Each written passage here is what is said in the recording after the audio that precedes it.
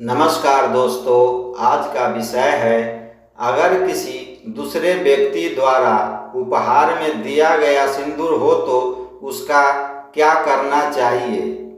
यह विषय हिंदू परंपरा, धार्मिक शुद्धता और आस्था से जुड़ा है। आइए इसे विस्तार से समझते हैं। सिंदूर का महत्व। सिंदूर केवल श्रृंगार की वस्तु नहीं बल्कि एक मांगलिक प्रतीक है। यह स्त्री के सौभाग्य यानी पति के जीवित होने का चिन्ह है। यह देवी पार्वती का आशीर्वाद माना जाता है। सिंदूर धारण करना पतिव्रता धर्म और मंगल भावना का प्रतीक है। इसलिए सिंदूर का चयन, प्रयोग और ग्रहण बहुत सोच समझकर किया जाना चाहिए। अगर सिंदूर किसी और ने उपहार में दिया है तो क्या करें।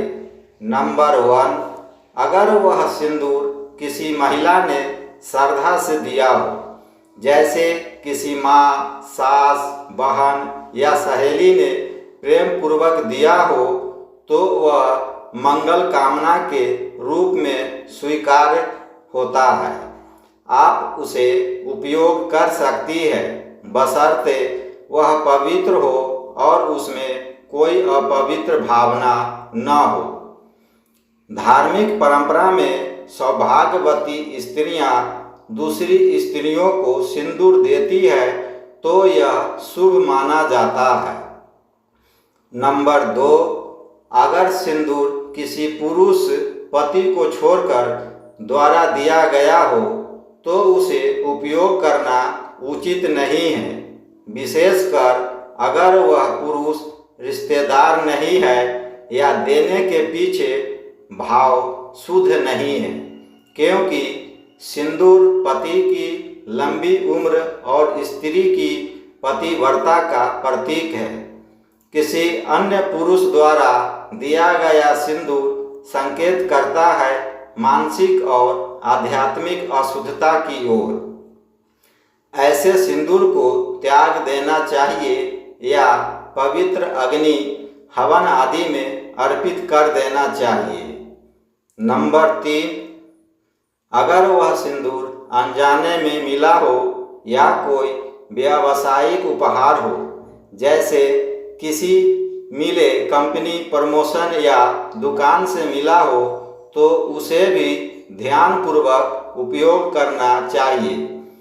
सबसे पहले उस सिंदूर को भगवान के सामने रखकर उसकी शुद्धता की प्रार्थना करें।